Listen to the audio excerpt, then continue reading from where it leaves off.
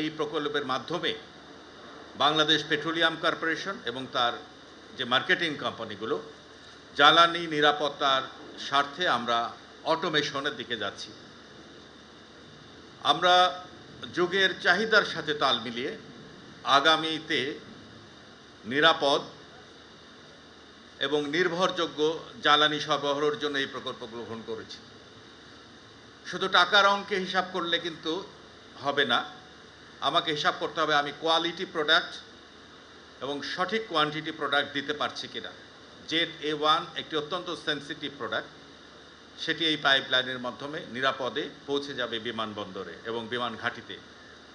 Bangladesh petroleum কর্পোরেশনের দায়িত্ব হচ্ছে জ্বালানি ও খনিজ সম্পদ মন্ত্রণালয়ের বিভাগের যে ম্যান্ডেট সে অনুযায়ী কাজ করা, সেটি কি একেবারে ডোর স্টেপ পর্যন্ত ভোক্তা পর্যন্ত জ্বালানিতে নিরাপদে পৌঁছে দেওয়া।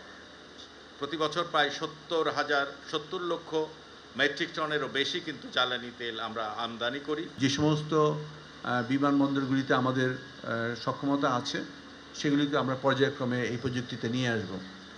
তবে আজকাল কিন্তু বিশ্ব আরও এগিয়ে যাচ্ছে প্রযুক্তিগত দিক থেকে, শুধুমাত্র পাইপলাইন না। আপনারা দেখবেন যে উন্নত দেশগুলি আজকে শুরু করেছে জ্বালানি খাতের মধ্যে কৃত্রিম বুদ্ধিমত্তার ব্যবহার করা। সেই বিষয়গুলিকে আমাদের আনতে হবে।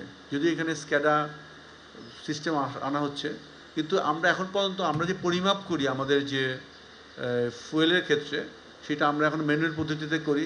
এটাতে আমাদের ফ্লো মিটার থেকে শুরু করে আধুনিক প্রযুক্তি গ্রহণ করতে হবে। বিশেষ করে যে সমস্ত ট্যাঙ্কারগুলি আমাদের কাছ থেকে তেল পরিবহন করে সেগুলিকেও পর্যায়ক্রমে আমি মনে করি যে এগুলিকে আমাদের অটোমেশনের আওতায় নিয়ে আসতে হবে, যাতে পুরো বাংলাদেশে যে সাপ্লাই চেন জ্বালানি তেলের ক্ষেত্রে এটাকে আমরা নিরবিচ্ছিন্ন করতে পারি।